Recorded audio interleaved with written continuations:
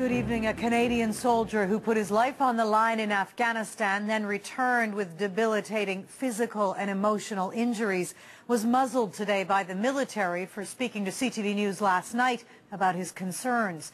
Corporal Steve Stoesz came forward after hearing the Defense Department was cutting the jobs of frontline mental health professionals. But today he was ordered to keep quiet. At the same time, the military held a last-minute press conference to say it's rethinking the cuts. CTV's Richard Madden has the details. I got a head injury, I've got mental issues, I've got shoulder injury, elbow injury, lower back injury, hip, knee. Last night, Corporal Steve Stoesz shared his story of physical and emotional pain to protest looming cuts to mental health officers in Canada's military. Stoesz said he's not the only soldier suffering with demons.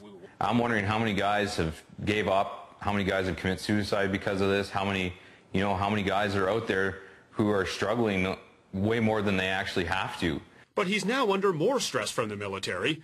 Today, Stoesz told CTV National Defense put him under a gag order, and he's under investigation for speaking out. Military advocates are shocked. I mean, this is psychologically devastating for any soldier to be muzzled by the very organization that he's willing to die for 24 hours a day. It sends a horrible message of disrespect and indignity to these gentlemen. In another surprise move, at this media conference, National Defense backpedaled on its plans to cut mental health officers. Top officials say the cuts are only being considered for now. It's more of an advisement that there may be changes. It's not a hard determination of changes. So that it remains under review, and we're going to continue to study that going forward. Critics say the Tories buckled under pressure. The government had first denied it and now had to fess up to the reality, which they were going to cut services to our veterans when they come home from Afghanistan.